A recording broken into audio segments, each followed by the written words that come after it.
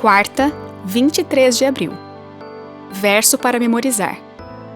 Foi-lhe dado o domínio, a glória e o reino para que as pessoas de todos os povos, nações e línguas o servissem. O seu domínio é domínio eterno que não passará, e o seu reino jamais será destruído. Daniel 7,14. Os governantes das nações. A maneira como Deus se relacionava com Israel nos ajuda a compreender como ele lida com a Igreja do Novo Testamento. Em vários aspectos, os erros de Israel foram repetidos pela Igreja cristã. Longe de poderem reivindicar qualquer tipo de superioridade sobre o antigo Israel, os cristãos foram, e ainda são, suscetíveis às mesmas tentações. Ouça Mateus 20, 25 a 28. Então Jesus, chamando-os para junto de si, disse: Vocês sabem que os governadores dos povos os dominam e que os maiorais exercem autoridade sobre eles. Mas entre vocês não será assim.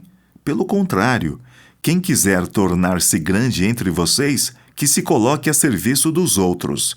E quem quiser ser o primeiro entre vocês, que seja servo de vocês.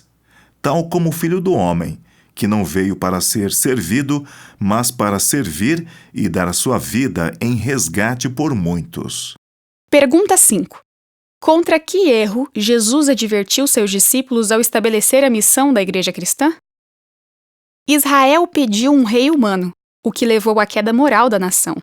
Os reis se tornaram cada vez mais ímpios, até que Deus permitiu que os babilônios levassem seu povo cativo como forma de correção. Algo semelhante aconteceu na história da Igreja cristã. Embora os cristãos não devessem se organizar como uma nação gentílica, quando Constantino chegou ao poder e professou ser cristão, os crentes ficaram aliviados. A perseguição havia terminado. Isso em si foi uma bênção, mas os cristãos tiveram a ideia de que poderiam explorar o poder do imperador em seu próprio benefício. No quarto século depois de Cristo, surgiram inúmeras discussões importantes entre os cristãos. E quando a Igreja se viu incapaz de resolvê-las, ela permitiu que o imperador interviesse.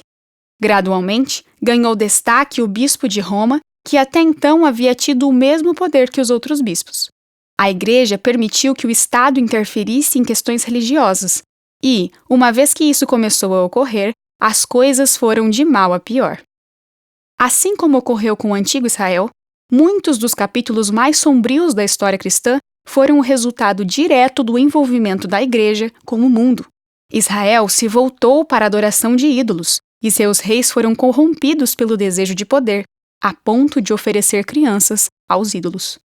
De maneira semelhante, a Igreja cristã gradualmente adotou muitas práticas de um império pagão, a ponto de inúmeros crentes fiéis serem martirizados porque eram percebidos como ameaças à instituição que unia Igreja e Estado. Em nossa cultura e sociedade, de que modo essas tentações podem prejudicar a fé?